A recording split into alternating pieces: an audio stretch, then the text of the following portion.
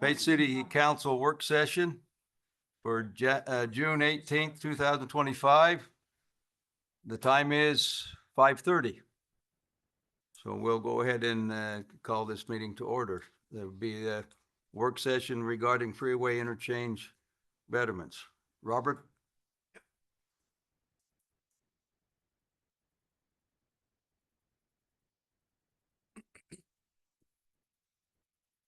Thanks, Mayor and Council.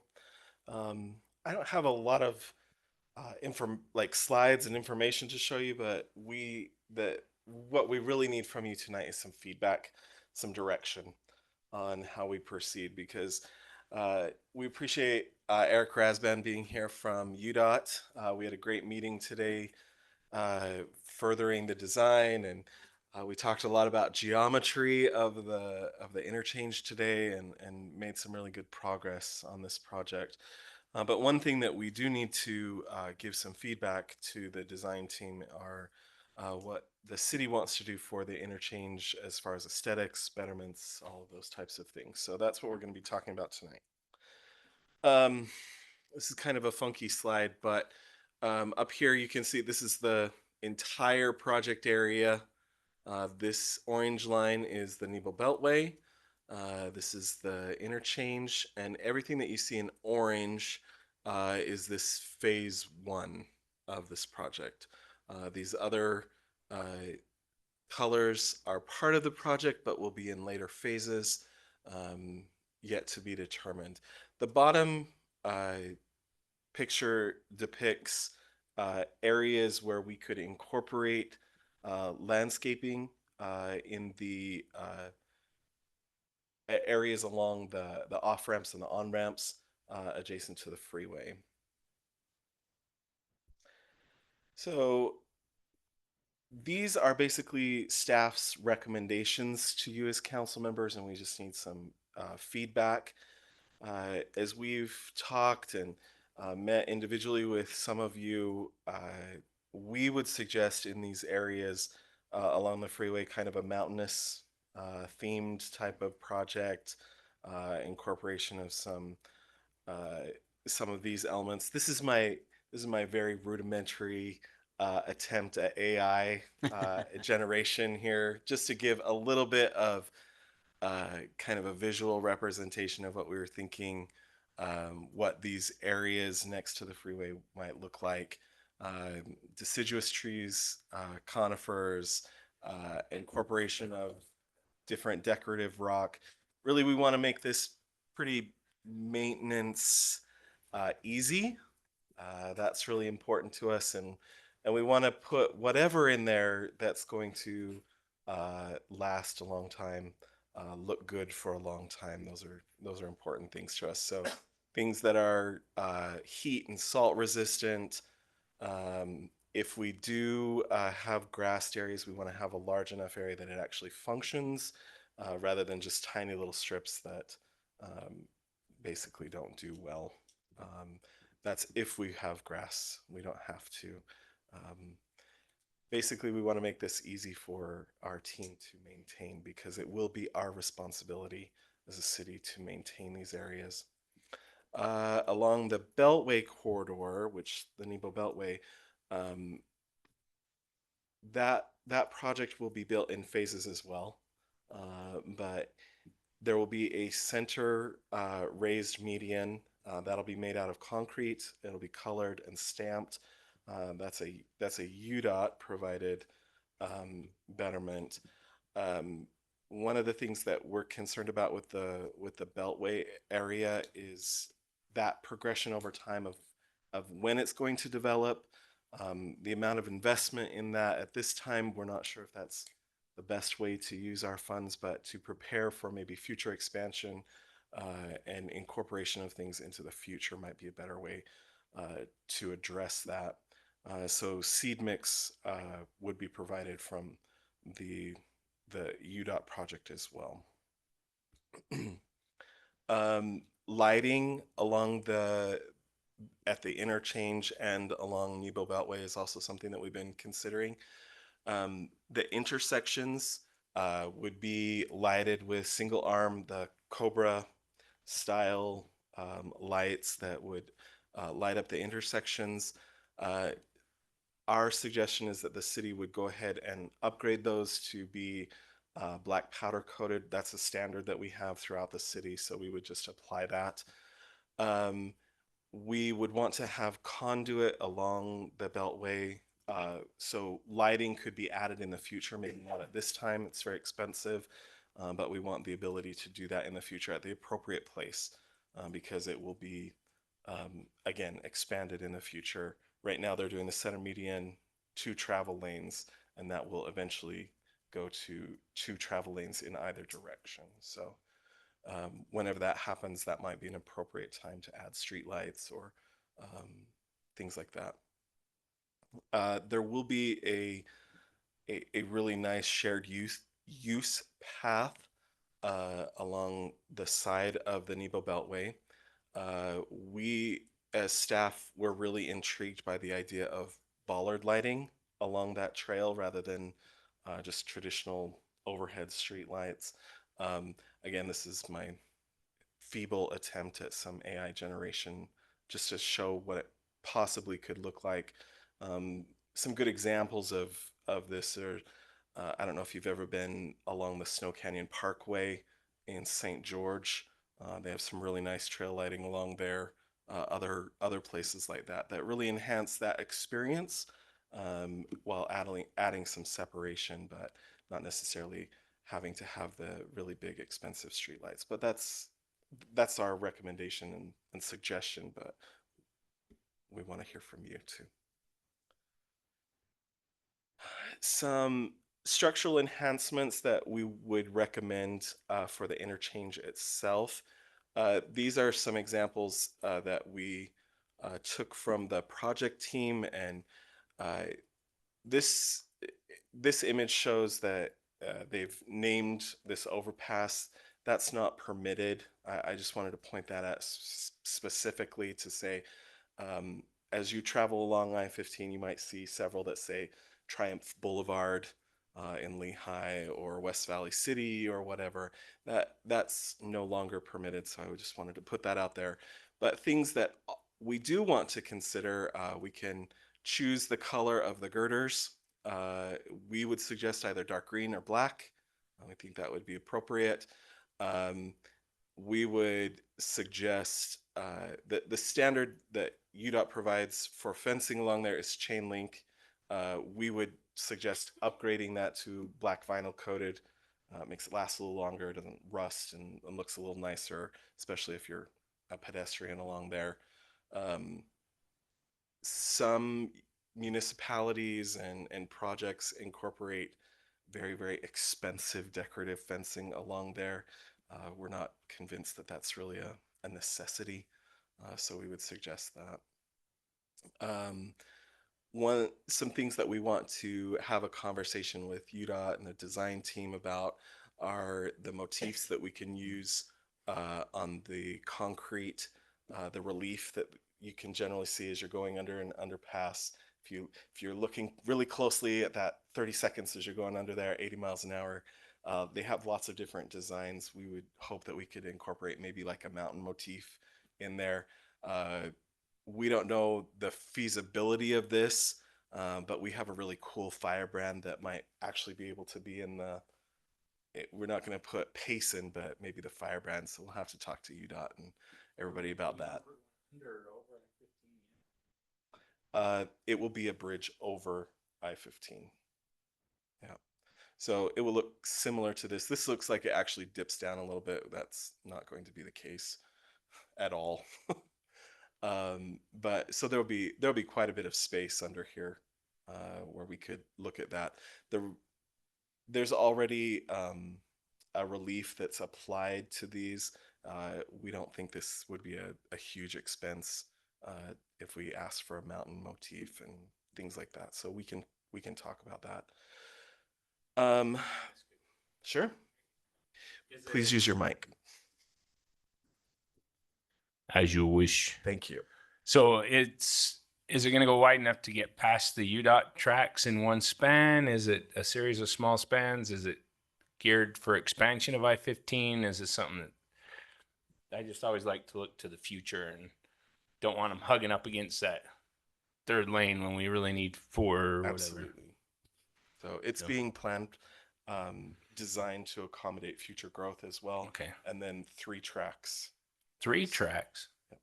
That's a lot of trains. Yes, there's a possibility of that. So this will be a very large bridge.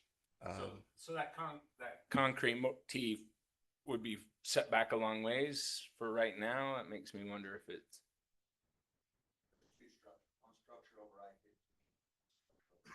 Yeah. okay. That's where the concrete walls come in to accommodate Correct. that. So Yep. okay, then it would make more sense. I'm like, that's a long ways away. I don't know if we should Right. We're not ante having up the extra money to make it look pretty if it's 100 yards away. and then the incorporation of a sign in that area, I think, would be a good idea. We would highly recommend that as well. We would not have somebody standing over there. That's just for scale. From our Would that design sign plan. be visible from I-15 or from the Mount Nebo Beltway, a monument sign? We would likely have that placed along here somewhere. So On the as you're off-ramp. exiting on the Excellent. off ramp. Very good. One thing that we are working on is some entryway signs that could be placed in various locations throughout our city. I think probably an entrance along 800 South would be a good idea.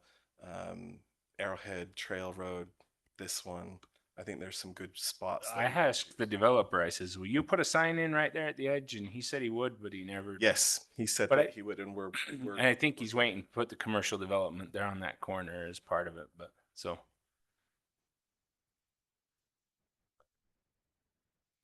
utilities.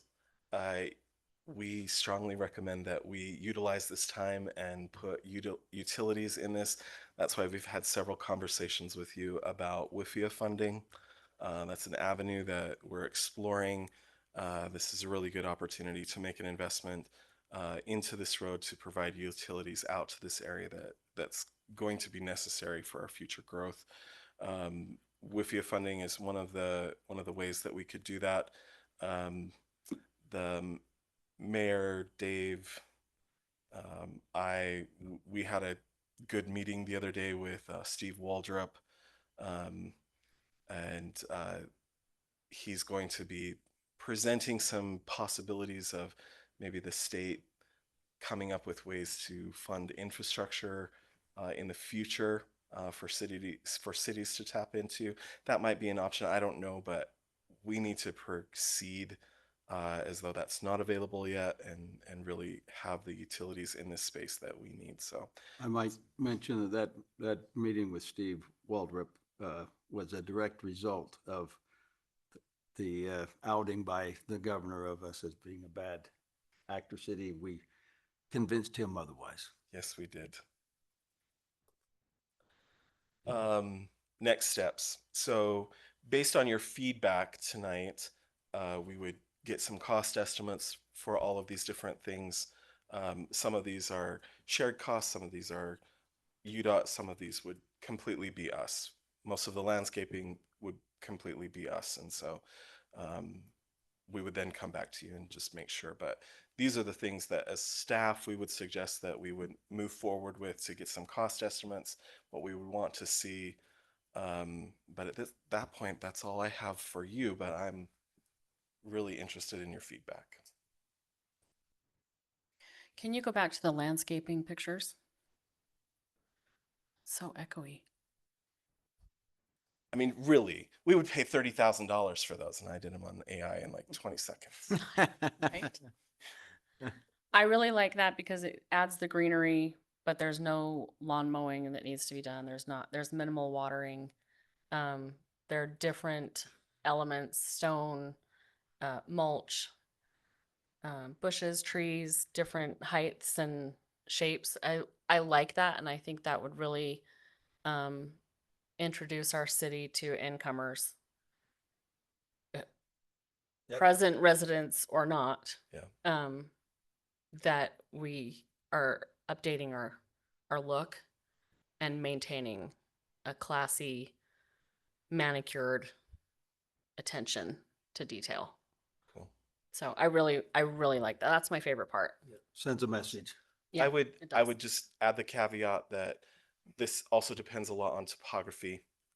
True. Right. But So there's like going to be a lot of variations of things. this So stuff. it's going to be variations, but this is kind of the general idea of what we would hope it would look like.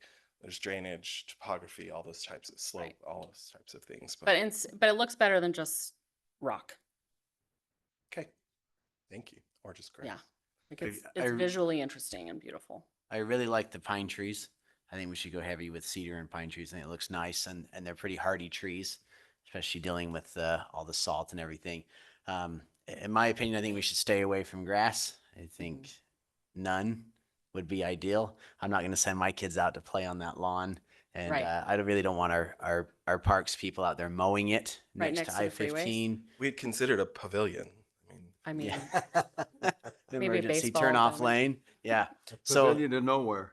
so I think go heavy with the rocks, bark, shrubbery, but stay away from grass. I don't want to mow that, and I'm not gonna play in it. So so no. We'll save that. We'll put that in the gore area on the asphalt. awesome. Thank you. I think Anything- what you've presented is, Mhm. from what I'm seeing on the council, very well accepted. Mhm. we're trying very hard to be cost conscious. I mean, How much are all those little lights that are gonna be? You haven't ran cost estimates yet, I guess. no, they're Okay. cheaper than a street light, Yep. but still expensive. Yeah. I mean, still. What if it takes 10 times as many? It's not. Yeah, well, I think that the idea is that you're not trying to light everything. You're just providing a little bit of. Yeah. It's just the lighting design to Very- make things visually interesting and safe. Yeah, Mhm. very, an ambiance is very welcoming. Mhm. So I like the ideas that you presented. I am worried about cost. Couple of things. One is maybe we in the rock area, if it's not all, if we don't do a lot of trees or something like that, maybe that we could do a firebrand with the rocks Oh, too. yeah. Yeah. So that might work. The other thing is, we had a meeting the other day where we were talking about the transportation utility fee, but they talked about a Transportation impact. fee. impact fee, transportation impact fee. And since this is a new interchange for growth, maybe that's how we could pay for some of this. Hmm. Yeah, we'd have to Yeah. look at that. Yeah. Okay, any other discussion, council? I think it sounds real well, real good. Awesome. Thank you guys so much. We'll kind of capture all of these. I guess one more thing on the cost, maybe just even a black chain link if it comes down to it. That's another way we cut costs. Black chain link still looks pretty good, a lot better than just the raw chain link. Yeah, so that instead of the vinyl wrapped, or because Mhm. we considered Yeah, that. if that's a huge cost. We'll look into that. Okay. Awesome. So we'll capture some of these, get with Eric's team, and kind of go over that and set them loose on getting cost estimates and come back to you. Okay. Hey, thank you. Robert. I have a question. Hey, the time's over for that. Okay, so we're making that one beautiful. What are we doing on the 8th south? Pole? You tried to get on and off that. Oh, yeah. So we had a Pass now. good conversation. Travis, you want to chat about your conversation today? Yeah, just so you know too, that's on the radar, but it's down. the road. Yes. It's bad. Getting more and more dangerous. I know Yeah, it is. we. I know. Yeah, I know. I've almost been hit several. So there's not much they can do because with it going down to one lane in each direction from 5, like the timing, there's just not a whole lot they can do. And the traffic volume is still much higher going east or westbound than east. So I talked to their signal guy today at the UDOT meeting, and they've looked at it, but short of widening the bridge, there's not a whole lot they can do. That's what we need is the white. Yeah, just seems like they could tweak it a little bit, because if you have to wait for 3 lights going one way and only 1 light going the other way, something can be tweaked.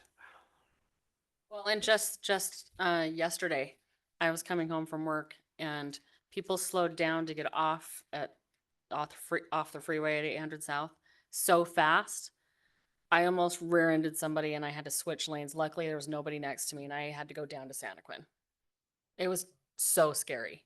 So we need to do something about that. It's so busy and scary. Someone's gonna get killed. Yeah, we just need a big bridge. We need to widen that bridge. Yes. Yeah. If the state is making us do things to grow, they need to help us with safety too. If only there was a UDOT guy in here that I could hear know. this Yeah. conversation. He might be able to say Just so something. you know, they are working on making 3 lanes instead of 2, dropping down from 3 to 2. Yeah, going because from- that Going to the off-ramp county backs up line. into the Jewel. freeway. Yep. That is a project that is on the transportation schedule. It's a phase 2 project, so 2035. Yeah. That's gonna be too late. And- We gotta move and- it up. and That's way too far. Clearly, so So, we're gonna be. Let's gotta build do what we one can to move and then it up. work on the We'll other. work on it. 1,200 houses. yeah, we need to. Anything That was else for me? terrifying. Okay, thanks everybody. All the gravel. Well, good, I'm glad. They take lots of space. Okay, like to, it's been mentioned that Eric Rasband from UDOT is here. And I'd like to thank Dane Hill from PRI. Thank you for being here. Okay, we'll go ahead and take about a 10-minute break and be back in session for the regular city council meeting. So thank you. Recording in progress.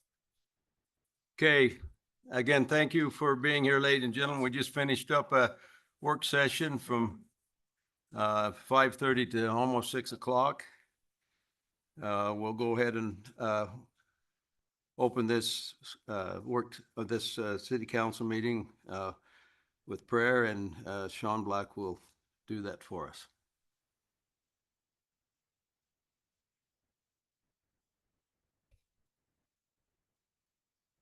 Heavenly Father, we're very thankful to be here. We're thankful to be in such a good community with nice people and be able to serve and participate in lots of things to help others. We ask Thee that Thy Spirit will be here to help us do that, that we'll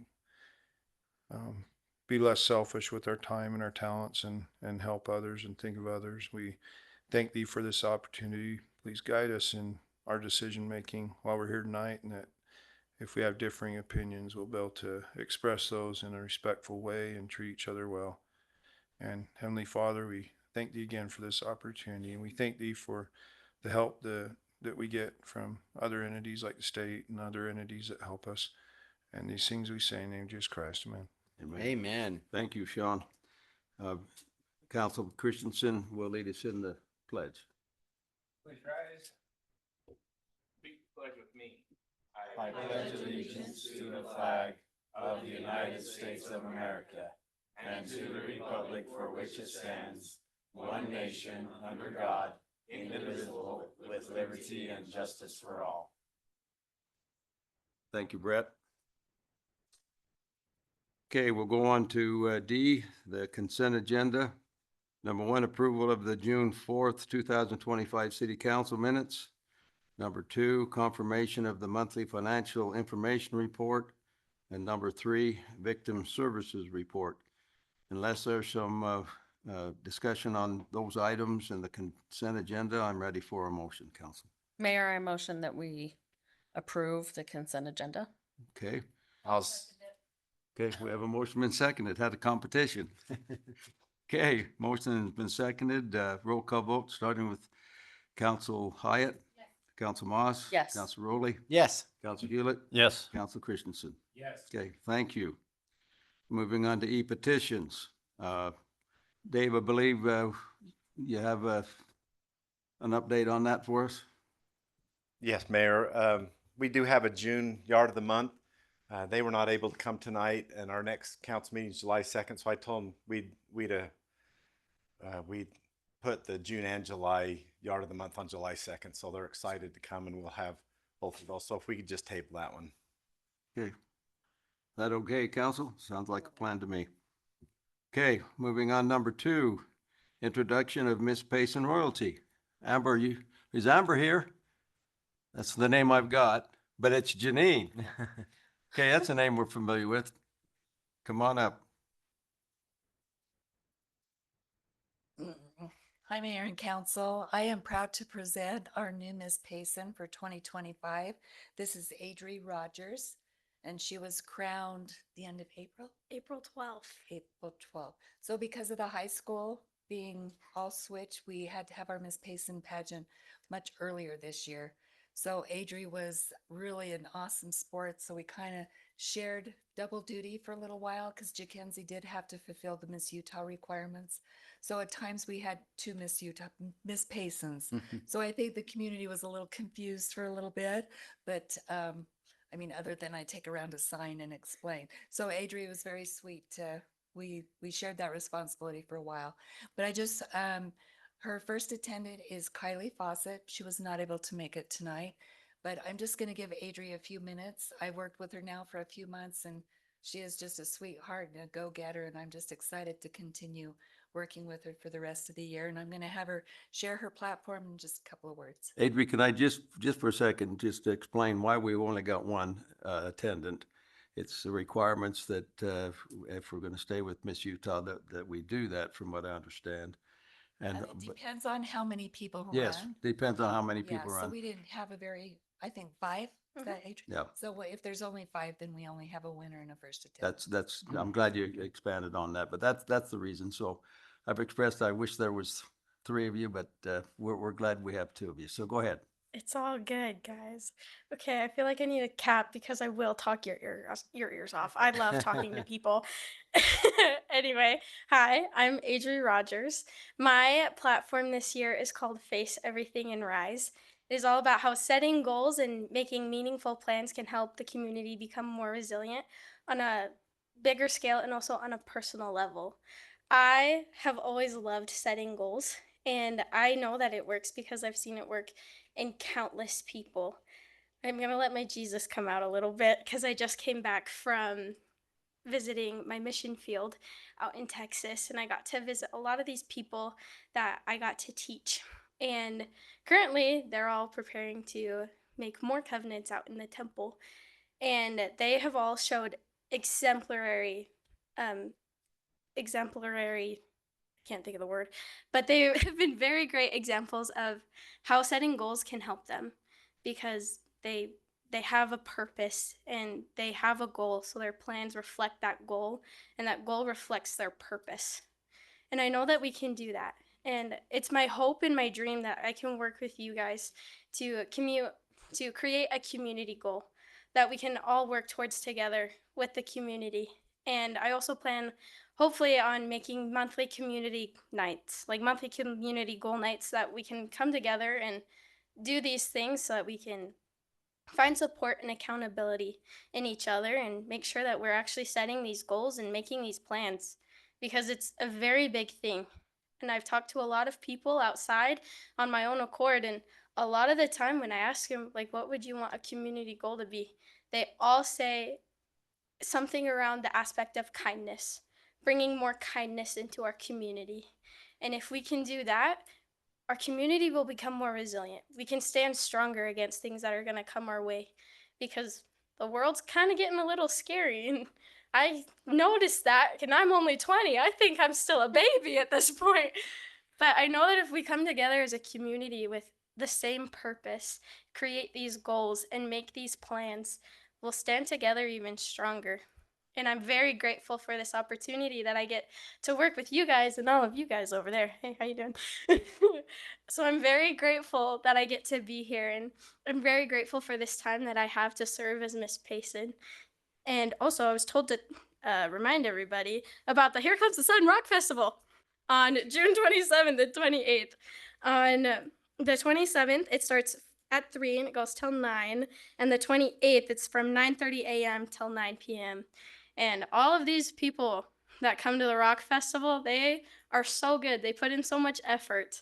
So they're actually showing my CSI right there. They make these goals, they make these plans, and here you are. They're doing wonderful things. So thank you. Thank you, Adri. Thanks, Thank Adri. you. Well, wait a sec. I want to ask a few questions. Always. First, thank you so much for putting yourself out there and competing, and congratulations on winning. That's so exciting. Thank Tell us a little bit about yourself on a personal note, though, where you were raised, what you like to do, and why you decided to run for Miss Payson. Okay, so I live like 3 blocks that way. Excellent. Born and raised Payson, Utah. Haven't left except for when I went and served my mission. I love the Muppets. That's a fun Nice. fact. I gotta say, I think I'm either Rizzo the Rat or Gonzo the Great. Love the Muppets. I could talk your ear about it. My phone case is actually the Muppets right now. I this was actually my second time running for Miss Payson. I had ran the year that Adeline Hansen had won, and when I came back from my mission, I was like, I just want to serve people, because due to medical reasons, I had to come home early, and all I wanted to do was serve people. And I was like, God, how do you want me to serve people? What capacity can I do this in? So as I prayed about it, it was like, oh, maybe you should go run for Miss Payson again. Give that a shot. And I was like, deal.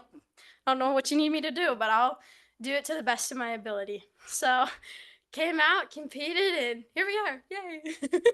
Awesome. Well, congratulations. Thank you. Council, anything else you'd Yeah, like? Adri, you're an absolute sunny delight. Like, you're just so cute. And Thank you. I love the Muppets too. I grew up with the Muppets, so we'll have to talk about Stop. them. Who's your favorite? I think I like the dog. I can't remember his name. Ralph? Ralph. Ralph the dog is so He's cute. so good. Oh my Yeah. gosh, and his piano playing. And Animal. Animal's pretty hilarious. My dad loves And Animal. the Swedish Chef. He was Oh, pretty awesome. don't even get me started I on know. him. I There love you I him. go. could go on. You're starting to come back. Right. Sorry. But I like your goal. I've kind of adopted that exact goal. If you want to have a good life, you have to make life happen. Mhm. And by and doing that, you have to make goals. And so I fully support your platform. So I look forward to seeing you more often and working with you, and good job. Thank you. Okay, I can, council, I can testify to the fact that Adri and Kylie have represented our city very, very well. I've watched them as they've done that, and we're proud to have them. Thank you. Okay, anything else? No. Okay, thank you, Adri. Yeah, thank you. Don't put the brakes on again. Okay, moving on. We'll go to number 3, chamber business. Chris, I see you out there. Would you come on up and speak with us and let us know who gets the Community Service Award? Business of the month for me. Oh, okay, business of the month. For me.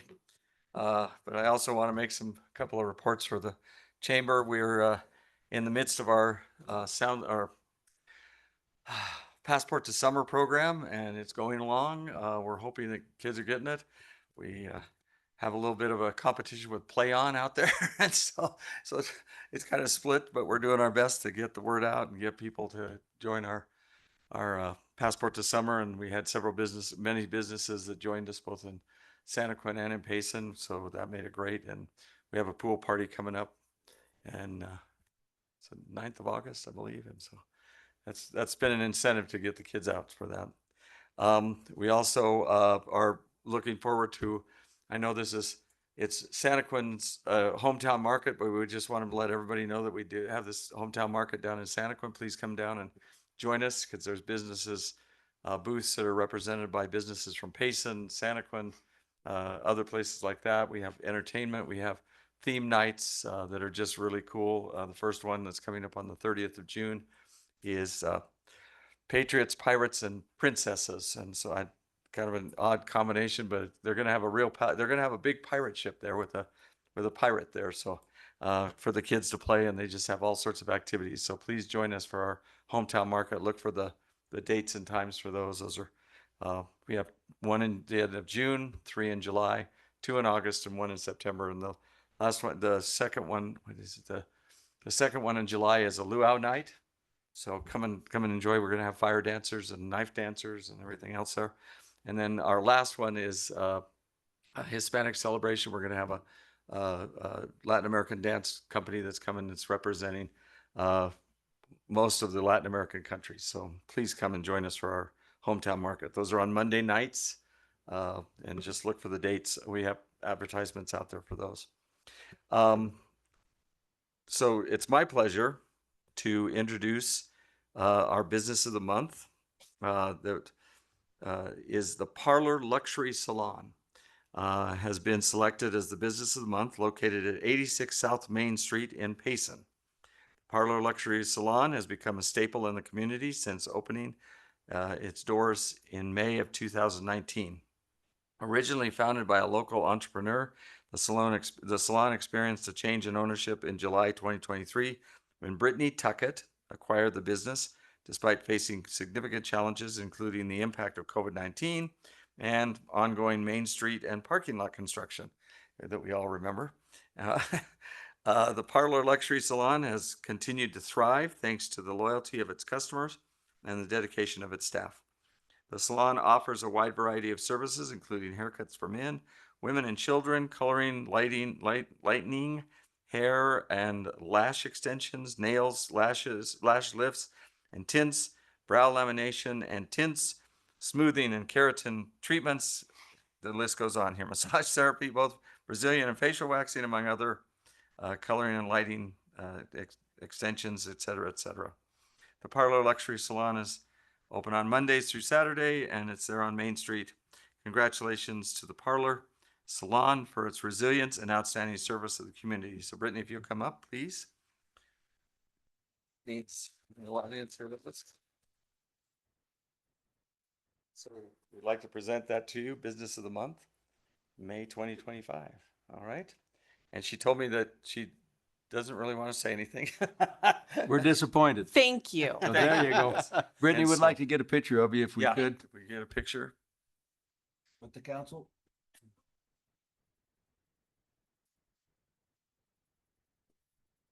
Where do we usually stand? Hey, we don't get so comfortable. We didn't get a picture. We're gonna.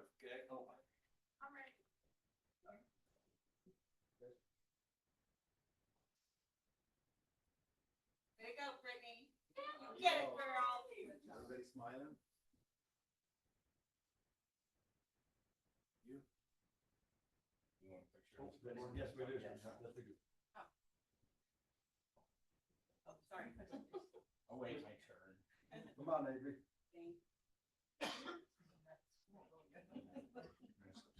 Too bad that Kylie's not here, dang it, but. we- we did fine. Timing it. In the In middle? the middle. Some people come. Go ahead. Yeah, don't make me be down here by myself. Come on, guys. Not by yourself, we're back. Yes.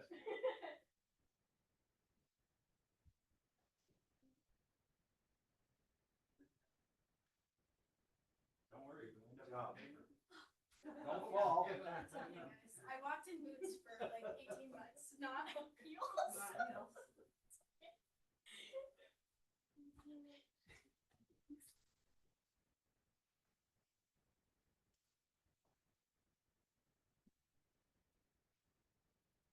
Okay, moving on to number 4. Update on I-15 interchange. Eric from UDOT, Eric Grasbens. Thank you for being here, Eric. Look forward to it each month.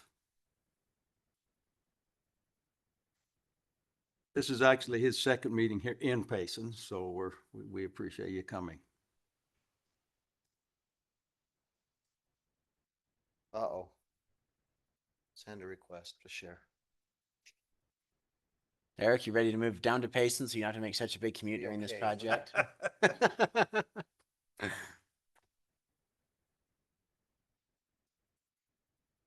Oh,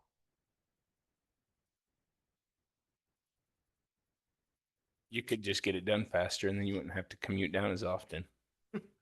fair enough.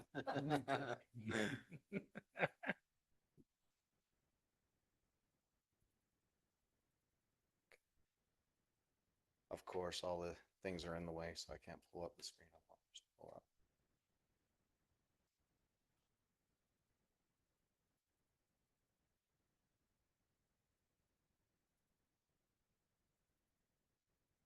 Sorry. Darn technology. Okay. So just kind of go over the project. Robert really covered it. The yellow is the project that we're building, basically from the Union Pacific Railroad, UTA Frontrunner Railroad, that bridge over those railroad tracks, bridge over I-15, new road, 1 lane in each direction, from I-15 to SR-198, and the ramps to and from the north, at the interchange. So how do you get, you can't get back on the freeway southbound? We'll have to go through the surface streets right now. Okay. Yep.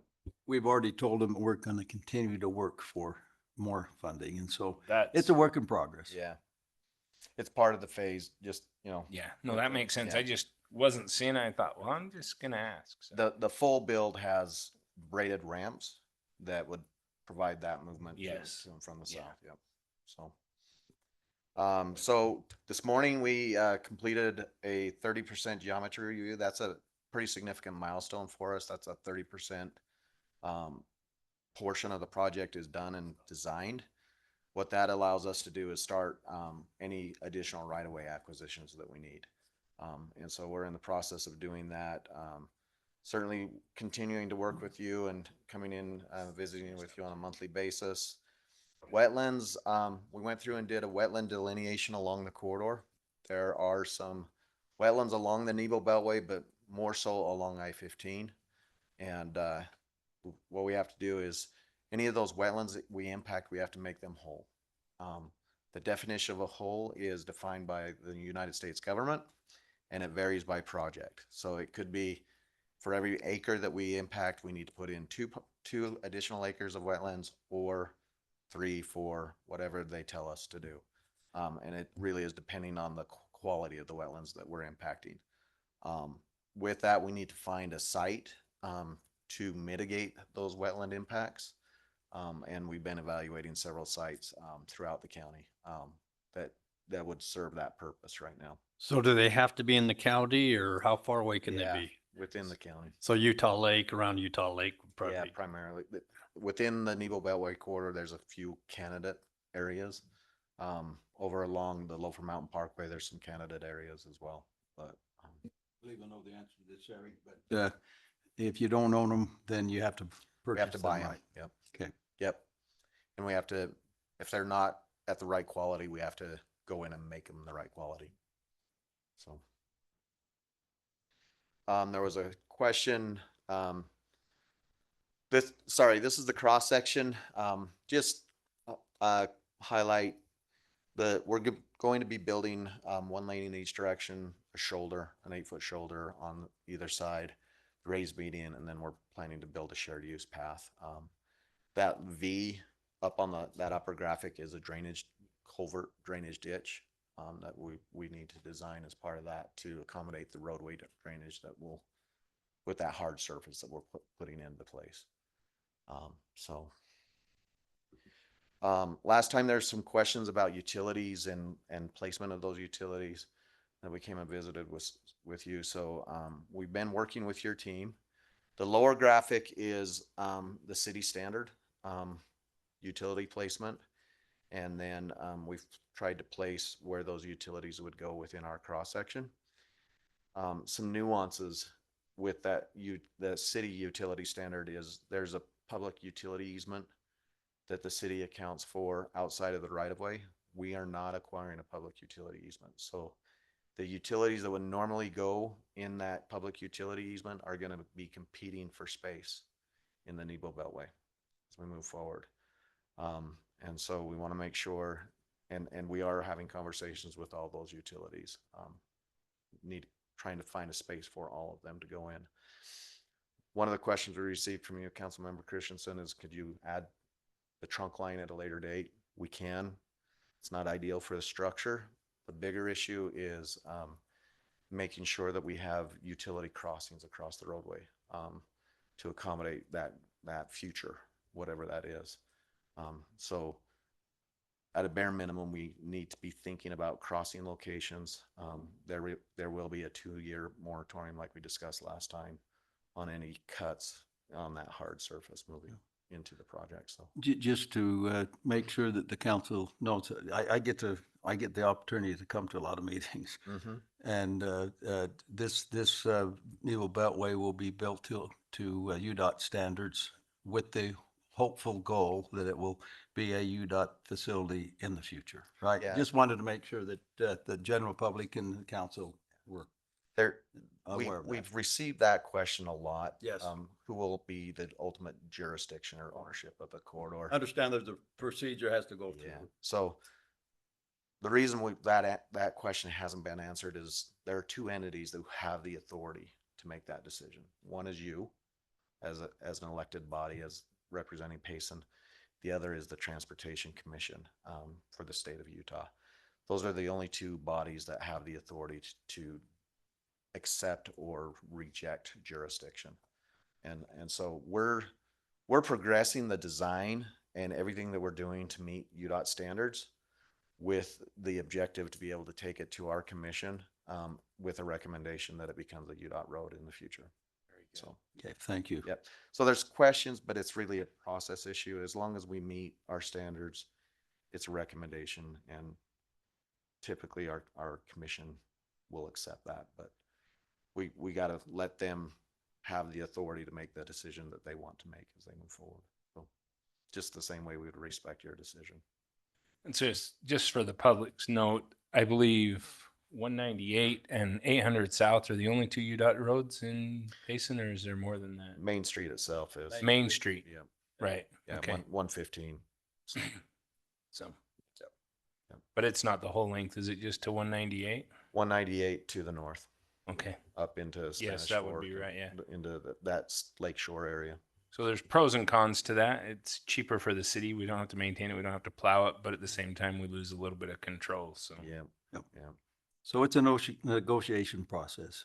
It was back and forth. Yep. Yep. Yep. And Okay. and there has been some back and forth already. The city staff has represented you well, and represented the community well in those conversations. Yeah. Yep. Okay. Wetlands, we kind of covered those. We're always looking for opportunities to reduce the wetlands. That was a commitment that we had in our environmental document moving forward, is to minimize the impacts. Some key milestones that we're working toward, a plan in hand. We literally get the plan in our hands and walk the area and make sure that we've captured all the issues. Planning a public meeting in the fall. That's part of the requirement to get the updated environmental document completed. And then we're targeting an early grading package next summer. And the additional construction, the actual roadway construction, where you start to see the hard surface come together, starts in 27, and likely goes into 28 with the structures that we have to build. We are working closely with our partners at UTA and Union Pacific Railroad. They have restrictions and requirements that we have to meet, and we're working through those issues with them. So those two entities might have as much influence on our design near the interchange as anything moving forward. So, and then finally, if there's any questions, we openly encourage people to reach out to us. Our phone number, our email, and the website with questions. So, any questions from the council? Council?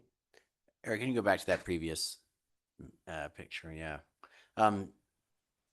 So what are our options? I mean, because there's only northbound capacity right now for onboard getting on and off. That's just a funding issue. That's the only. It's a primary issue. Okay. And so there's going to be no way in the interim for residents from southbound to exit the freeway right there. From south of this area, so northbound, right?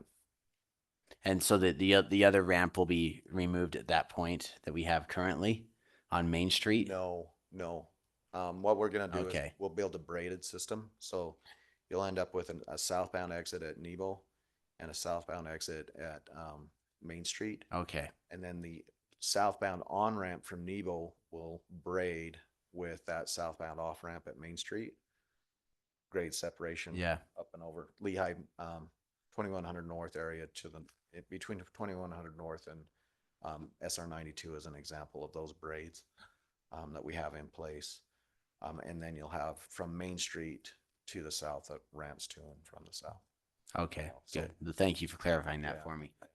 So I want to follow up on that too, because if you look at this as an economic development project, if you have the north, coming from the north, the on and off ramps there, most of our business comes from the south. And so for us to get a big box there or something like that is going to be a challenge. So are you doing the engineering for the whole project or just for this phase one? We've laid out forward compatibility for the entire project. So will it be the whole engineering, or We're not going to complete 100% engineering for the whole. so what would it take to do the engineering for the whole project? So then we can move forward as soon as we get money instead of going through another 2 year or two, or It would be a risk to do it now because things change. And depending on the timing of funding that comes in, those changes can be significant enough that it would change the design. okay. And so it could be throwaway money. You know, and with some of the meetings we've had with Eric that I've been privileged to be to, it's the federal guidelines that that are actually restricting us from doing something temporary there. And just so the council and general public's aware. Yeah, the Federal Highway Administration has been very clear that they're, due to the proximity, it's 3/4 of a mile between Main Street and this Nebo Beltway. They're very concerned about the congestion that is created with too many points of access.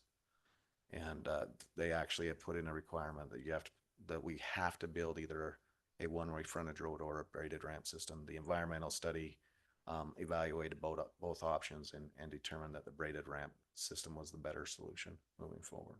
So it's also the most expensive option. So creates that funding challenge, that hurdle to complete the funding for the entire project. It's a challenge we'll continue to work on. Totally get it. Yep. So.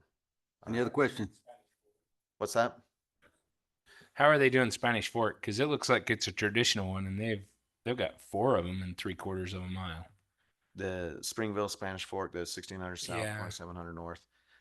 We were not allowed to build one of the ramps for that interchange due to the proximity to the US 6.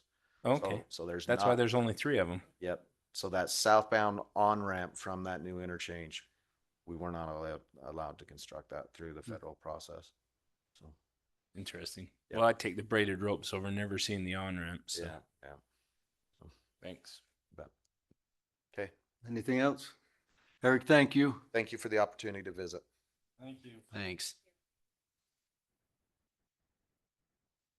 Okay, that brings us to number 5, public forum. Anyone can speak on something that's not on the agenda, and please be cognizant of your time. So if you'd like to, come on up and speak with us.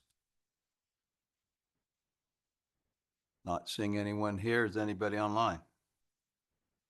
Okay, we'll go ahead and move off of the public forum and go to staff reports, number 6.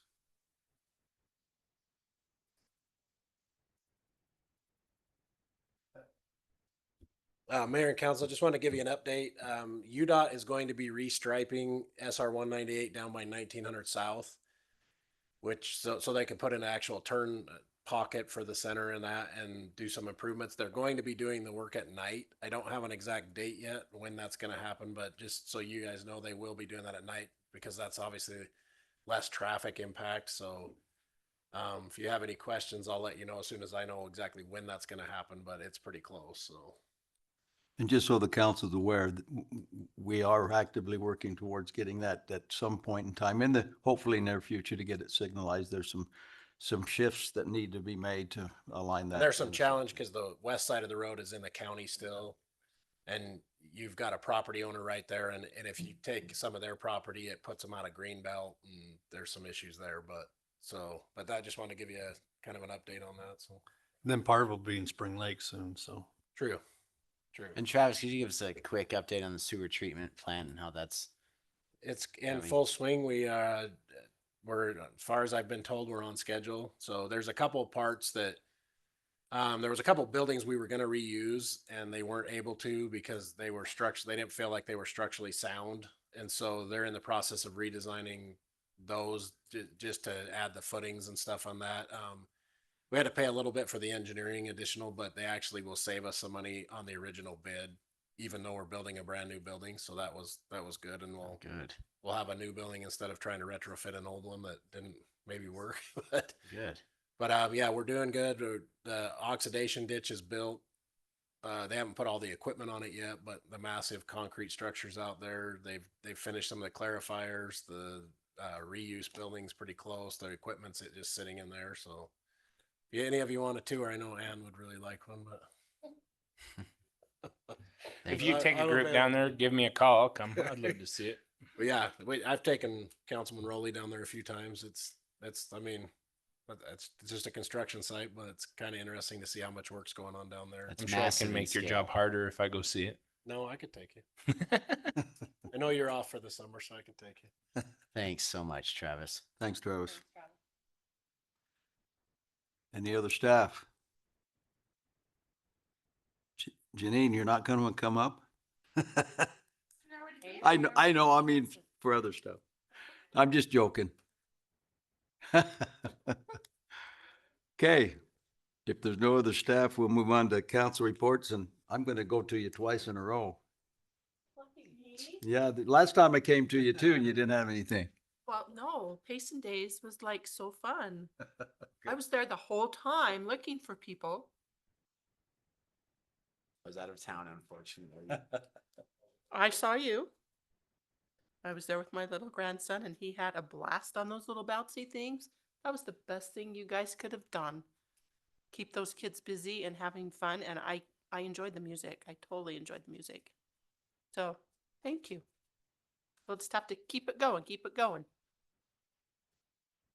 Council Moss, I guess you're through. Okay. I'm glad Adri talked about the rock festival. It was so fun last year. Excellent music. So I highly encourage people to go. And just like always, I just want to thank everybody on staff and for all the work you guys do. And you make our jobs easier. So thank you so much. That's all I got. Side note is it's free too. And thank Janine for her hard work there too in attracting that originally. So we appreciate that very much. Okay, Council Rowley. Thank you, Mayor. I'll buckle up. I'm off to the races now. We're going to be here a minute. I've got a few items. First, I just want to bring the council up to speed as far as our membership in SUVPS. We are purchasing a 100-foot bucket truck. Is that correct? Is that the right length? Which will be great. It's going to primarily serve SUVPS lines, which help feed our system. But also as a city, we have access to that truck. So now we can maintain some of our taller poles. And we were able to get the truck way sooner than we thought and way cheaper than we thought. So it was a good purchase. So I'm excited about that. The Payson Youth Council, we toured the police station yesterday and looked inside a police car. Sergeant Cobley showed us around. Thank you, Chief Bishop, for setting that up. He was phenomenal. He engaged well with the youth. They had a lot of fun. We tased a couple of them and got the dog. And I'm kidding, we didn't. No. No. No. You can see the No, chief's reaction. no, they had a great time. They really did. And I'm grateful that we have so many wonderful police officers working for us right now. The developmental services, I sat down with Jill and she's still working hard in the station area plan and a lot of other projects and subdivisions. I just want to remind us on council as we have a lot of annexations in the future coming our way. That's our time when we can set design features and zoning. And it's so important we get that right. And it's hard. We sometimes we haven't. And so just learning experience for all of us. The parking lot behind on Main Street, behind all the businesses. I went down there yesterday and looked at it. And just for future reference, I think we went way too willy-nilly with the landscaping in that parking lot. I think it's too much. The parking lot's quite narrow. There's probably, 10 feet of landscaping between the buildings and the actual blacktop. And I wanted that parking lot to be a parking lot, more of a relief from what we, some of the parking we took away on Main Street. I'm in the wrong. I didn't look at those plans close enough either. Obviously, they didn't appear to be that big when I looked, but It's quite skinny. I'm a little guy, so I like big trucks. I took my Super Duty down there and parked it in there. And wow, it's going to be tight when you're trying to back in and out with vehicles all around you. Just a little bit of missed opportunity on that parking lot. So just in the future, I just want to direct and encourage staff that let's tone down the landscaping a little bit in parking lots and put more space for parking. That's only going to be a one-way now through there in that parking lot. And then the last thing, I just want to give a shout out to the library. I got the library coloring book. Wow, that is phenomenal. There's so much fun information in there. Oh, look, Anne's got it right here. Yeah, my kids love it. And that's a well put together book. I'm really proud of what they did on that. And that's really neat. But thank you to all of the staff that worked so hard. And I want to plant a little seed. And I'm glad you're here, Carl and Dave. We talked about this a little bit. We had some funding concerns about some tennis courts and lighting them. And I wonder if we can investigate using some of that funding we'd set aside for that. And rather than doing more tennis courts or even lighting them, what about adding some more pickleball courts next to the swimming pool in that big grassy area? Pickleball is really popular in Payson. Those courts are always really full. And so I'm curious if we could look at that to see what kind of a cost that would be and if we could use those funds for that. But that's all I have. Thank you. Sorry, that was a lot. Okay. Brian. I'll just have a couple of things. One is just thank Carl and April and Janine for working on Adventure Days. I think it turned out really well. And we had the Grand Fondo race there too, and they had some good turnout. The sponsors of that really liked our courses and they wanted to come back. So that'll be great to go along with our Adventure Day. And then, with going along with that, we started the scavenger hunt. It's an app it's called Event Z, and you go in and you can download that app, and it's the code for the one for Payson is capital A Adventure 2025. So I encourage everybody to go do the scavenger hunt. You can learn quite a bit and go to a lot of fun places. The last thing I have is just for the downtown every first Friday. About 5:30, they're going to have an event all summer on the first Friday of each month. So, Council Christensen. I'm sorry I missed last time. I was exploring the rest of the world. But one thing I found interesting, I was in Australia and in an urbanized area, they had a cute little dump truck that they would go around and dump their garbage cans with. And I just fell in love with this little dump truck, and I think we should look into it to see if it's something that would work well in our park during our events, because they could go through and dump those right where they are and look at that. But there's logistics with that, and it was a fun little truck. But it's good to be back home and to see the things going on around us. I'm super excited for that Nebo Beltway. It looks like it's going to take us a long time, but in the true scheme of things for an engineering job and for that, it's actually pretty fast tracked. So we just need to look at it as additional access points, and we're not losing access points. We're not getting that second phase in there, but hopefully it moves along, can get us in the right direction. And I agree with you, Councilman Rowley. You definitely need to make sure that those annexations are covered. We always need to be looking at our density requirements. I feel like the city is definitely at our brink with that density. We were doing things, encouraging things to get like the Nebo Beltway and to get 800 South and things like that. There were some thresholds we had to reach.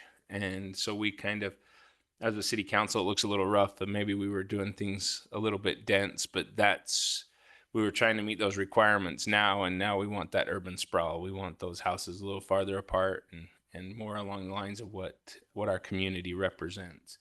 But I'm excited for those things coming forward. I'm excited for MTech to open up and to get moving forward. That'll be exciting this next fall to have that. So I think that's about all I have. So thank you. Thank you. Appreciate all that input. Okay. We'll move on to F, action items. Number 1 is public hearing / ordinance amendments to the fiscal year 2024, 2025 budget. Kathy?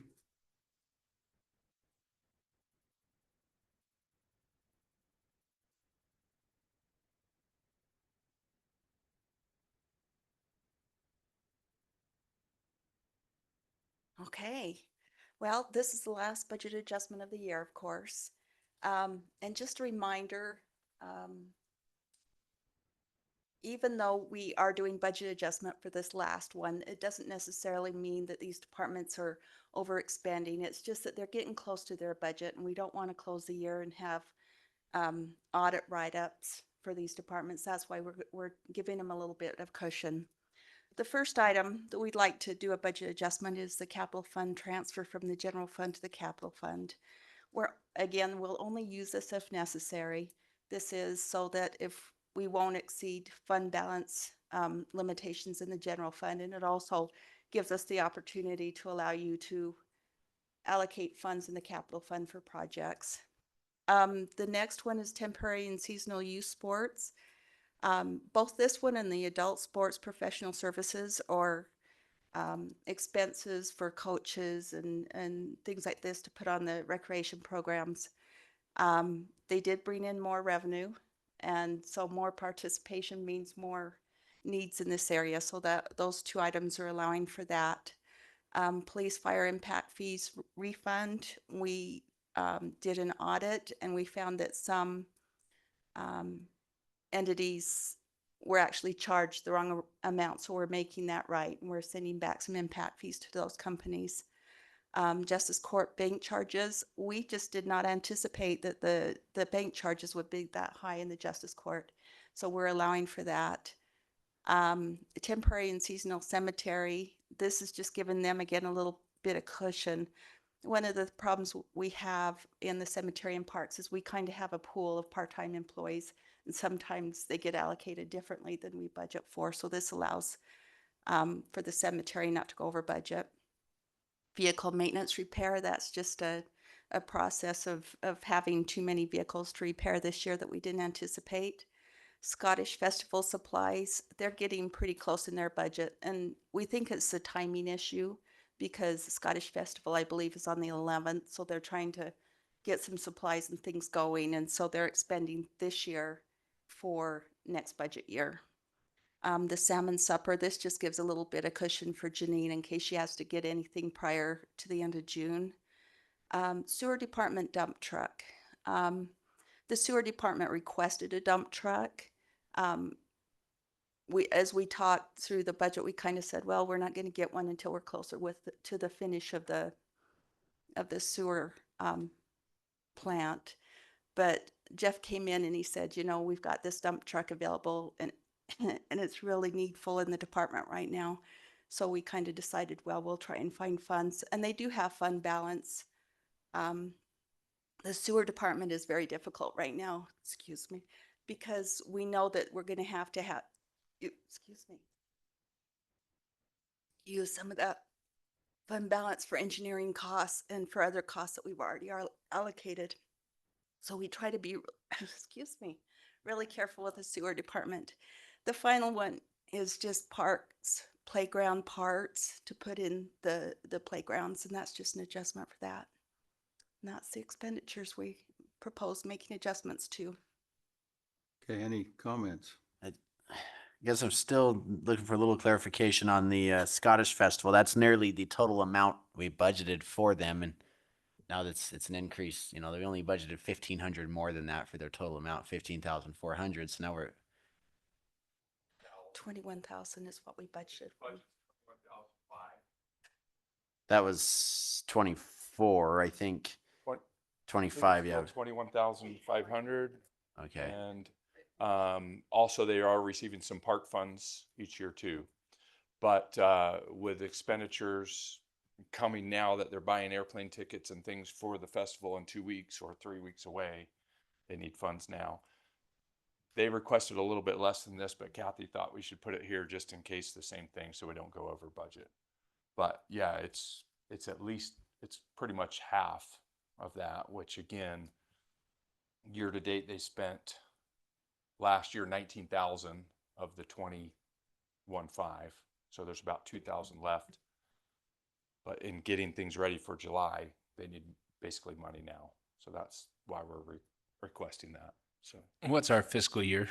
July 1 July 1 to June 30th. Mm-hmm.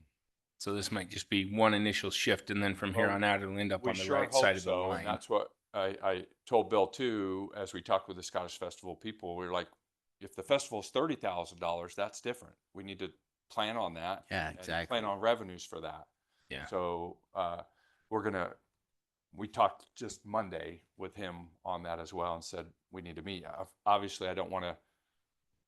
They're gung ho right now, so we're going to meet after the festival at that point to nail those things down. So Yeah. yeah. Thanks, Carl. Okay, thanks. Any other questions, council? Okay, what we'll go ahead and do, well, I'll accept the motion to open a public hearing. Mayor, I motion that we open the public hearing for the amendments to the fiscal year 2024-2025. I'll second. Okay, have a motion been seconded, roll call vote starting with Council Christensen, Yes. Council Hyatt. Yes. Whoop, I'm just, Council Hewlett. Yes. Council Rowley, I'm going by this Yes. thing. Council Moss Yes. and Council Hyatt. Okay, thank you. Motion Mixing it up carries. on you. I shouldn't have been looking at this. Across the table. Yep. Okay. Change it up. The instructions for the public hearing, step to the mic and state your name and where you live. Please speak clearly and be cognizant of your time, and let us know whether you agree or disagree with the previous comments we've heard from our financial people, and we'll go from there. Okay. Not seeing anyone that wants to take advantage of the public hearing. Anybody online? Okay. I'll accept a motion to close the public hearing. I'll motion that we close the public hearing. I'll second. Okay. Roll call vote starting with Council Hyatt, Council Moss. Yes. Council Rowley. Yes. Council Hewlett Yes. and Council Christensen.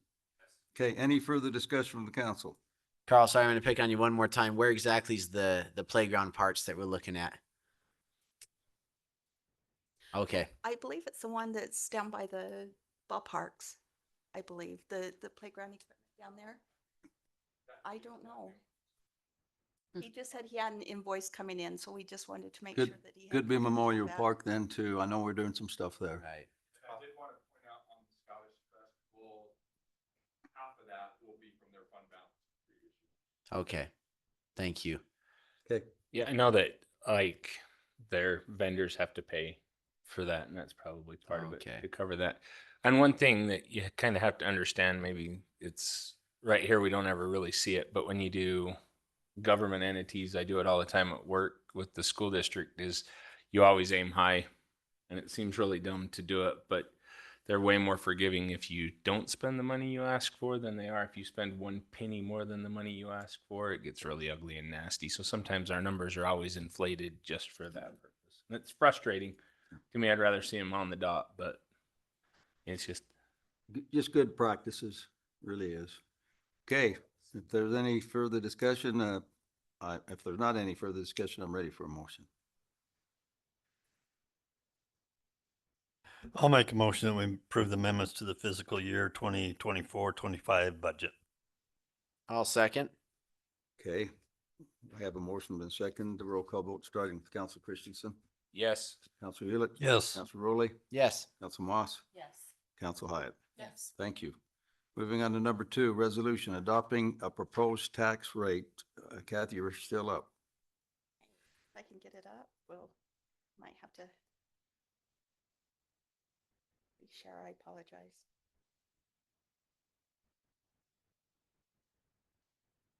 Okay. So, oh, there we go. So the county has come up with a new procedure this year. Generally, we just tell the county and the state what the top limit that we choose to propose for certified tax. This year, they wanted a formal resolution and a formal adoption of the top rate. So you probably recognize this screen. This shows what our certified tax rate is, and it's right there. It is 0.001098. That's set by the county. We said that we would like to raise that just a little bit so that we can cover proposed debt service for the fire station. That's this $481,800.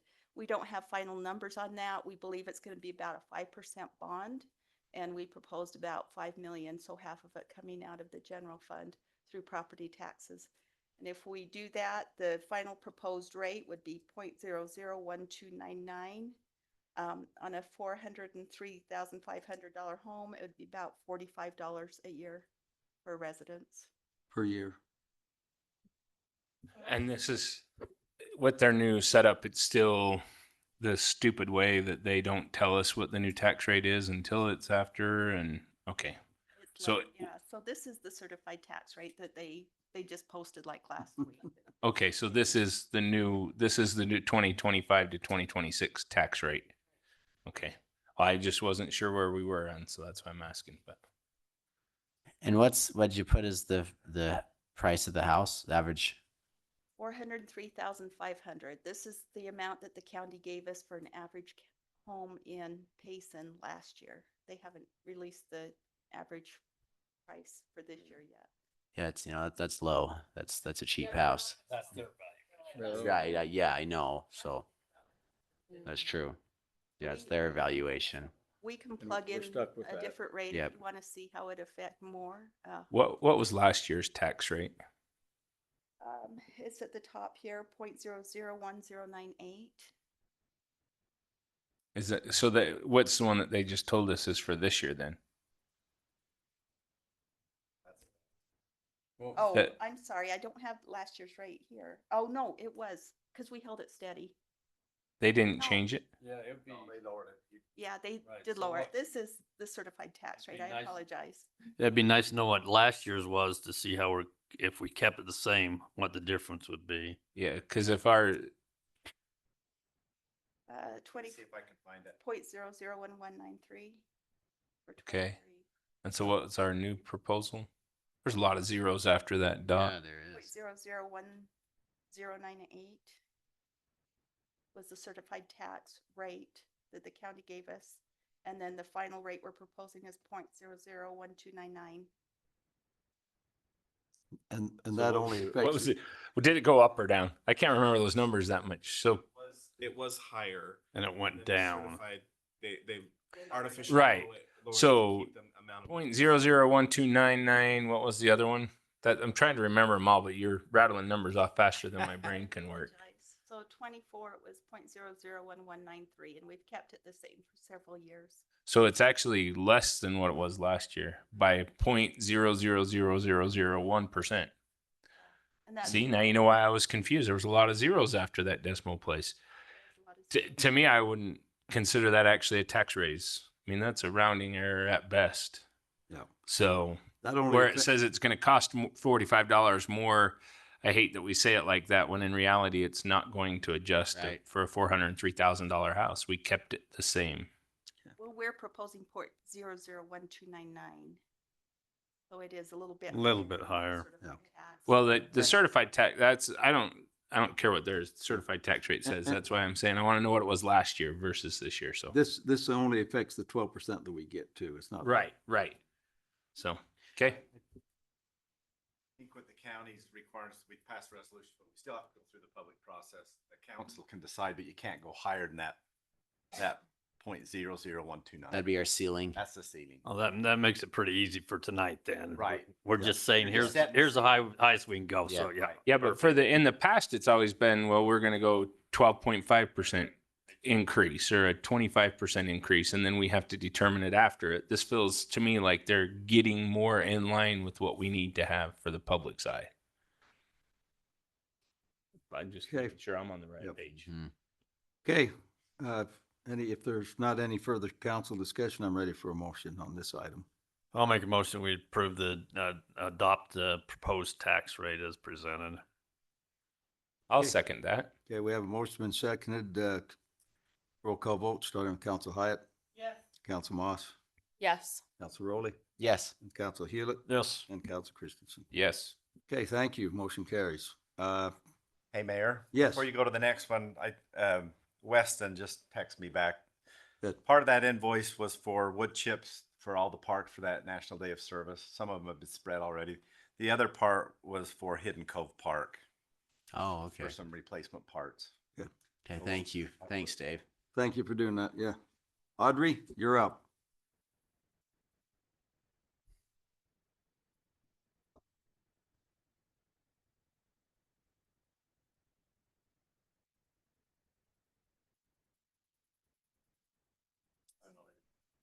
was your baby? What was your baby? No, I'm just right about it.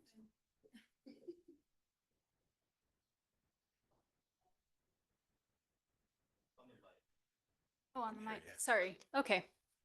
This is new since I was here Yep, last. it I'm not is. here very often. You probably appreciate that fact. Well, we appreciate your here. Okay, so every year we compile a list of utility accounts to be written off as bad debt.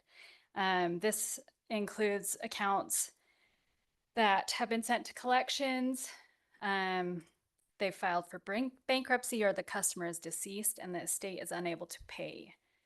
So there were some documents sent to you that have more like in-depth detail on this, but our proposal is $73,643.74 for the bad debt write-off this year. This is significantly higher from last year, which was $47,348.09. Yeah, that's a big increase. It is a really big increase, and we know that. I'll show you some statistics on the next slide, but our staff has been really good about attempting to collect on our own before we send to collections. And so they collected about $26,000, almost $27,000 without sending it to collections, which is good because it saves about 35% of a fee with the collections agency. And some of the debts that were written off last year were collected this year, making the prior year write-off about $14,000. So they're collecting some throughout the year, but the collections rate is between 25 and 35%. It's not great, so we try to do it in-house and get more collected when we can. The average write-off this year was $446 an account. And here's some statistics for you. Our total was $73,644, but our commercial renters were 1% of that, homeowners were 12% of that, landlords were 2%, and renters were 85%. And then down at the bottom, you'll see our collections were 96% of that, whereas bankruptcy was 1% and deceased were 3%. And our new utility signups so far this year, this was as of May 31st, was 1,316 new utility signups. And final billed accounts was 1,061. I'm going to show you the graph. This is a graph of new utility signups since fiscal year 2010, 2011. Versus final billed accounts. And we used to have quite a lower ratio of new people coming in versus final billed accounts. And we're accounting a lot of this bad debt is to the fact that our average resident that we wrote off this year was here for 1.7 years. So our renters are now here for about a half a year. That's our average. So we're really having high turnover, and it's harder to chase down renters for their utility payments once they've left. I know in our meeting prior to this meeting, we were talking about some strategies that could maybe help curb that. Yes, we're working on a lot of different things. We look at a lot of different aspects, trying to make it so people can more easily pay their utility bills. We have implemented, on February 15th, we changed back to requiring a $250 deposit, which if our average write-off is $450, this isn't covering everything, but trying to get a resident to pay $250 is even difficult. So, but we are requiring that unless they have a cosigner, which that cosigner has to be a homeowner in Payson that is current on their account. And they're basically signing up to say, okay, if you default, I will pay your bill. So it's risky, but we feel comfortable with that as an alternate option. So how long do we let them go before we cut their electricity off? So they don't get cut off very quickly. If they don't pay by the end of the month, then they get a 5% penalty. And then we do shut off 30 days later. So it is, So it's 60 days before they even, and they know that. yeah. And so if they're a renter and they're only there for 2 months, sometimes they don't even have their first bill before they've moved out. Yeah, that's one of the things we were talking about. They kind of jump around and they play the system. And there were some things that we talked about on our meeting that may involve some law enforcement activities that could help put some of that on record. Yes, we're hoping to pursue kind of a lean Yeah. route. Other cities have tried that. It's just an expensive and Do you time-consuming put it thing. against their social security number so that when they go to try and get it on another city, they won't let them have it because it's showing? So we don't report to credit agencies ourselves, but we do send the social security number to collections, and they're able to look up and see other cities where they've defaulted there Yeah, as well. It's a known, Yeah. I've been through it. So yeah, I know. And that is the one thing I like to see. And other states I know do report it because then that makes it so they can't get any electricity in another city until they've paid that off. So, Yeah. I mean, I know that's really hardcore, but when you have people, that's a lot of money. It is. When you have people jumping around and like, oh, they're not going to catch me. If you start doing that kind of stuff, as soon as, because they you guys run the report, don't you? We don't pull credit Wow, reports. you probably should. It is an expensive Yeah, endeavor, but it's probably worth it at this point. There. I know it's expensive, but it's not as expensive as what you think. Yeah. And especially the more you pull, the less it is. So have you checked that out? Have you guys checked that out recently? We looked into it a couple of years ago. We haven't looked into it this year. So that is something we can do. It would be smart. It's a way to stop it because Yeah. they don't get to go anyplace else and get electricity until they pay that, because they're not gonna.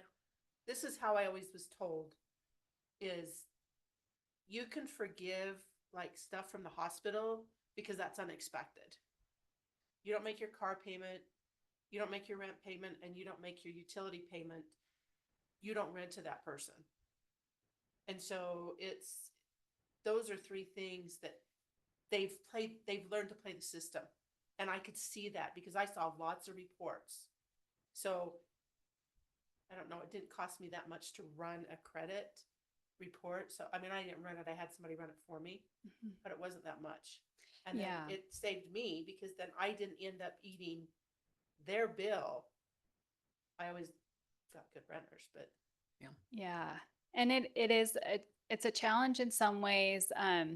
We do have quite a few people that rent without social security numbers. They don't have them.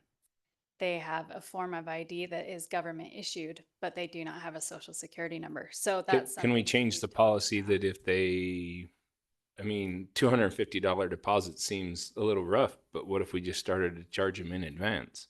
We kind of know what the cost is per house.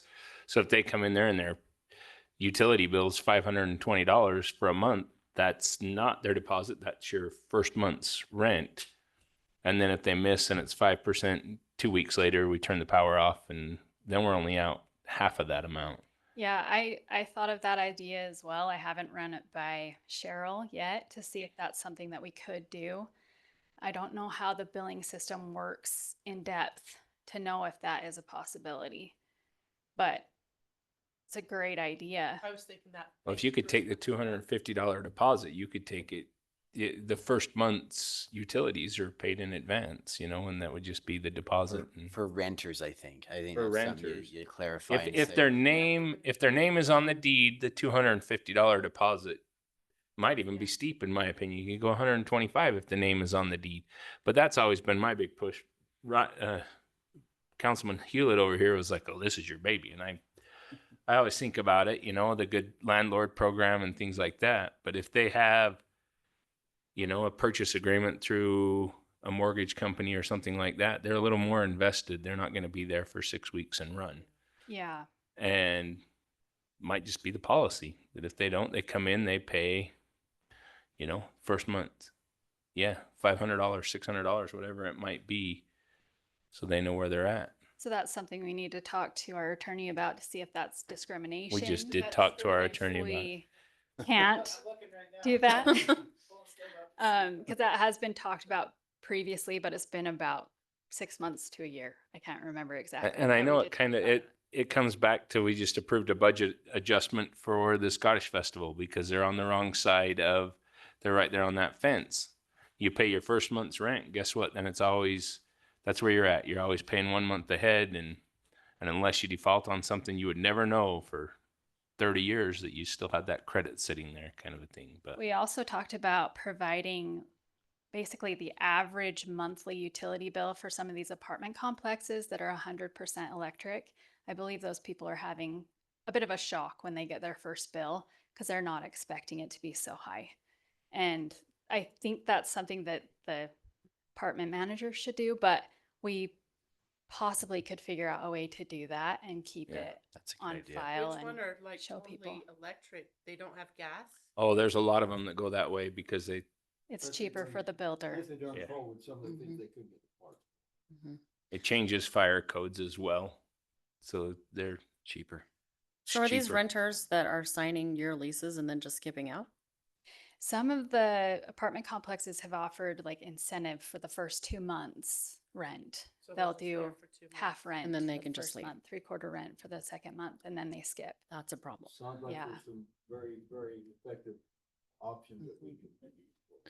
Sean, I have a question for you. How much do we bring in revenue from our electric services a year?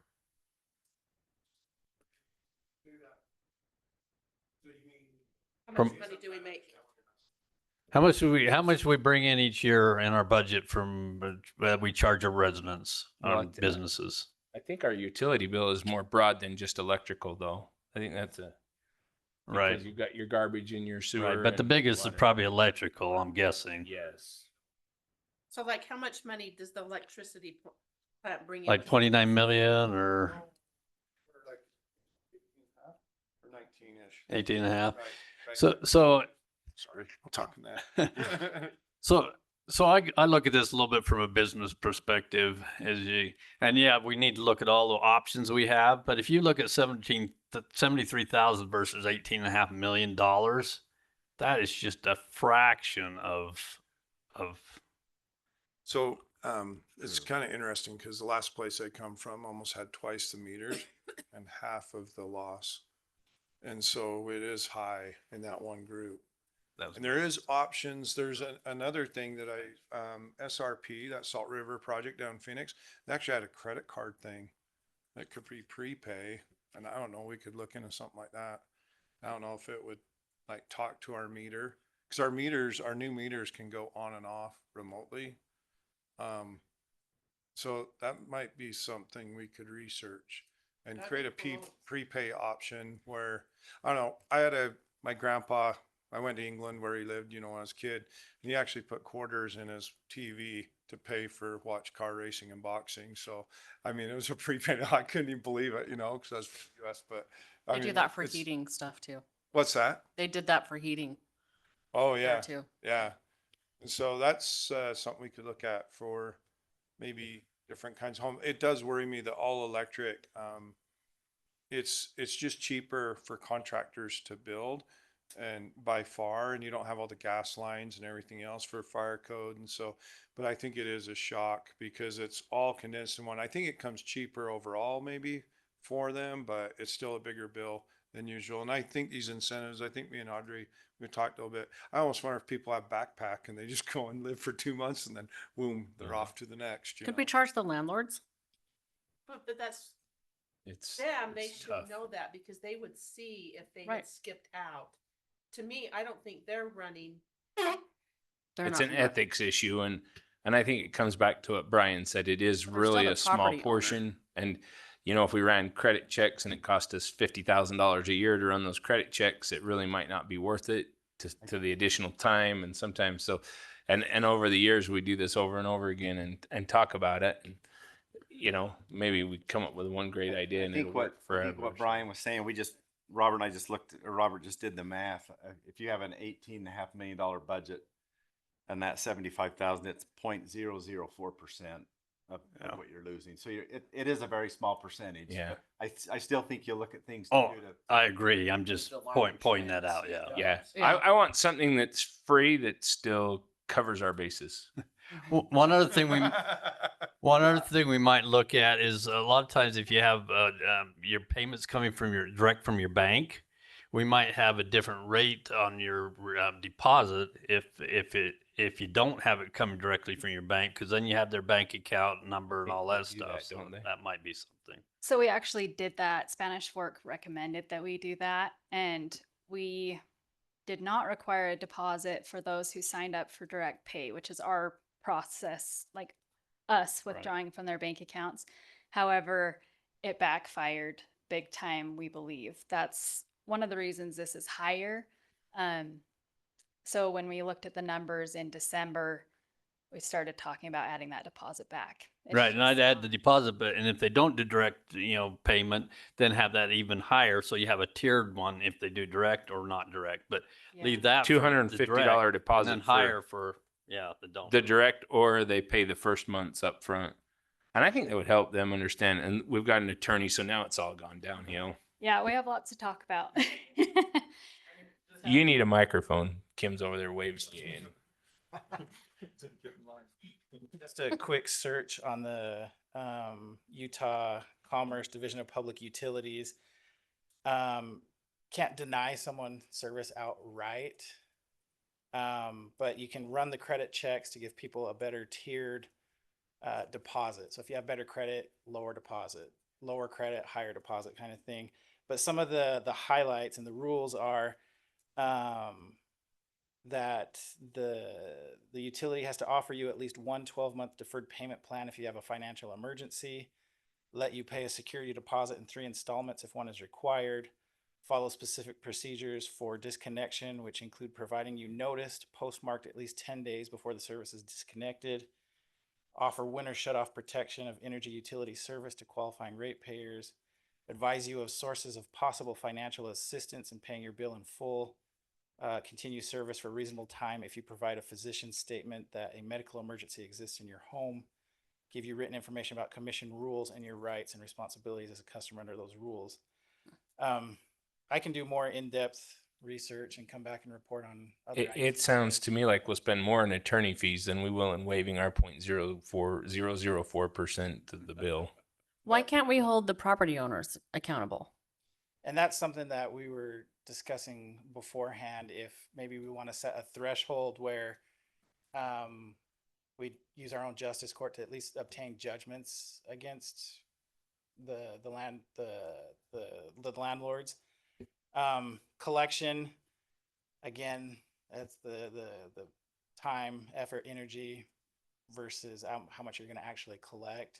And so that's something that we can continue to discuss to see what threshold we think might be worth it to at least obtain a judgment.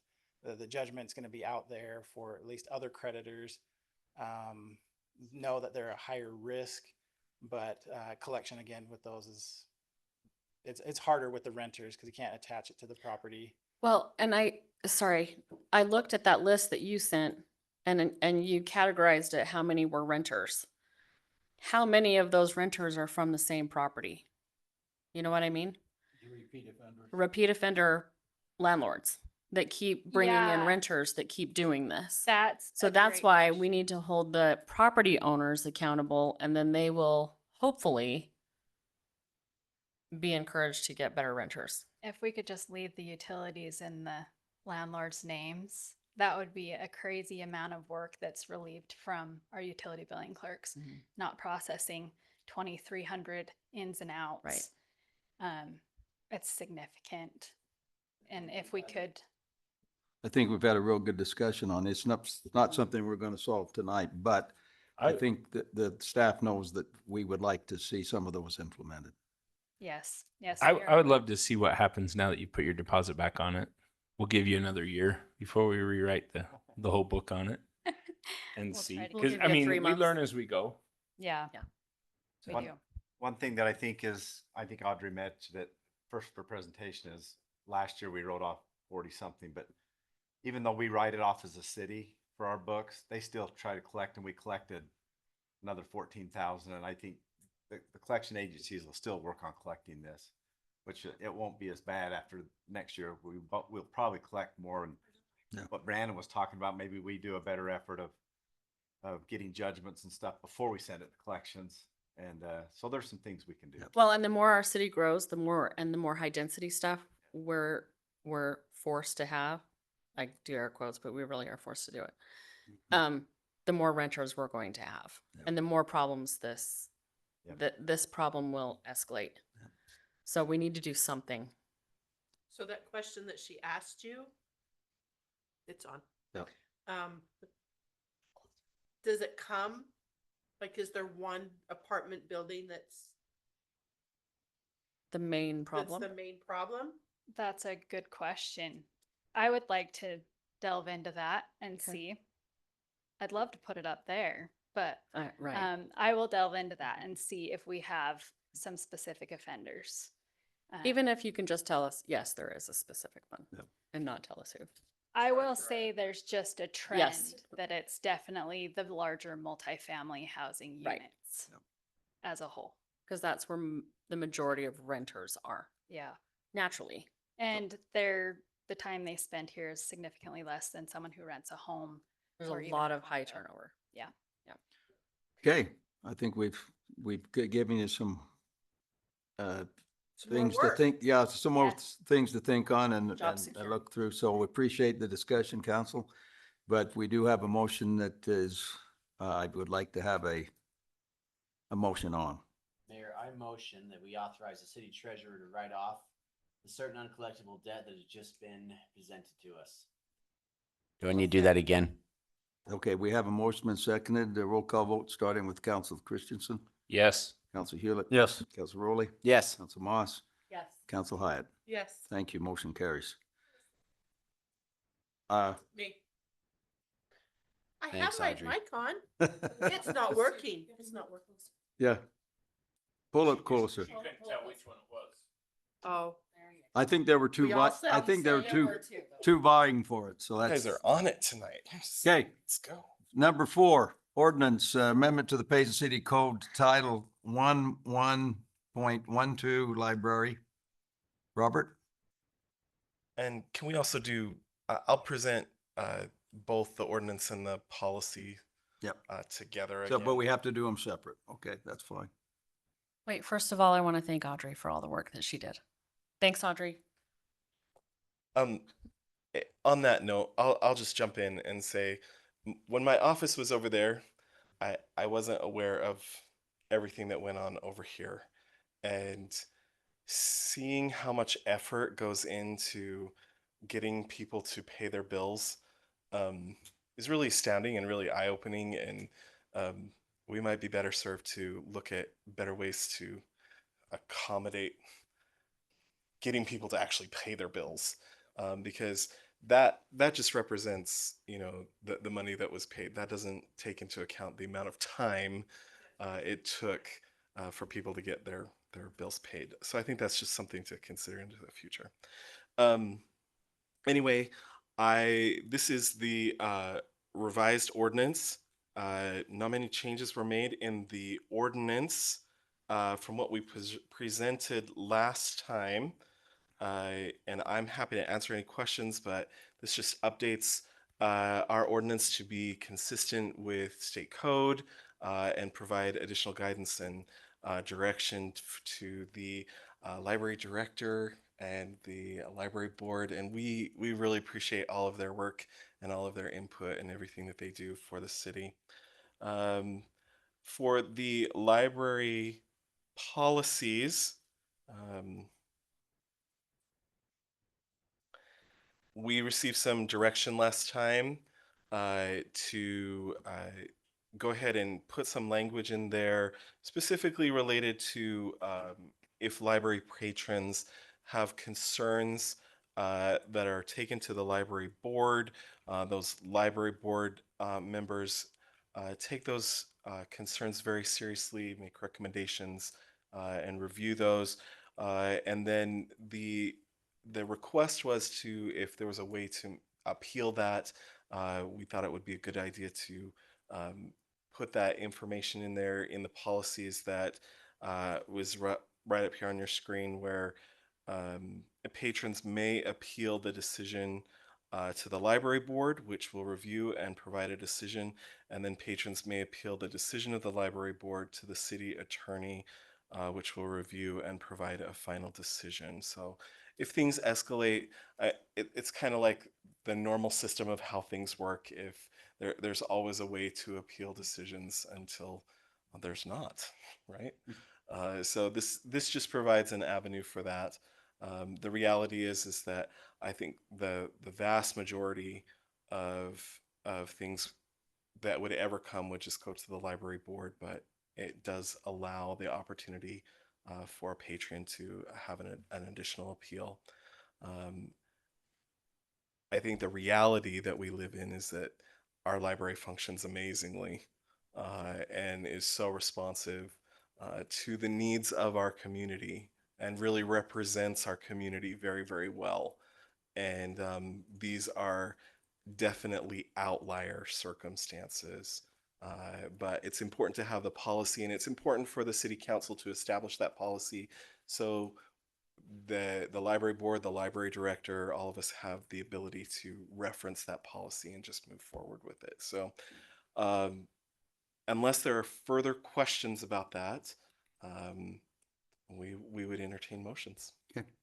I wasn't here when we did the discussion, but I really love the checks and balance. It feels like it's conducive to the way the government is ran to have this, and not more like a lynch mob sensation. So I appreciate those changes. So thank you. Okay. Any discussion? I think we kind of went over it the last time I was here too, but there's been some clarifications there, it sounds like, too. Okay, if not, I'm ready for a motion. We'll do the first number 4 first, the amendment to Payson City Code Title 11.12. So if I could have a motion on that one. I'll make a motion to reprove the ordinance to the amendments to the Payson City Code Title 11.12 Payson Library. I'll second. Okay, we have a motion been seconded. Roll call vote starting with Council Hyatt. Yes. Council Moss. Yes. Council Rowley. Yes. Council Hewlett. Yes. Council Christensen. Yes. Okay, motion carries. Moving on to number 5, resolution to adopt the library policies. I'll make a motion to adopt the library policies as presented. I'll second. Okay, we have a motion been seconded. Roll call vote starting with Council Christensen. Yes. Council Hewlett. Yes. Council Rowley. Yes. Council Moss. Yes. Council Hyatt. Yes. Okay, that resolution carries as well. Moving on to number 6, resolution, First Digital Telecom Franchise Agreement. Dave? Yes, Mayor and Council, we have a franchise or franchise agreement requirement if any company's gonna use our public utilities. FirstNet's been, or First Digital has been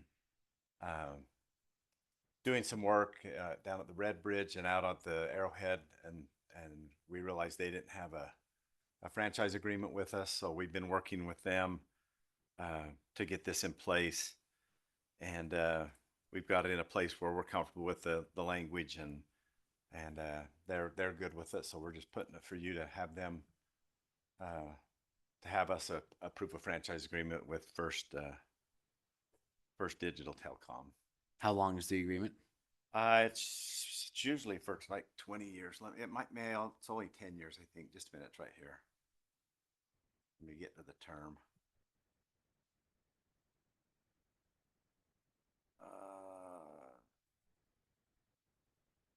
It's a 10-year term.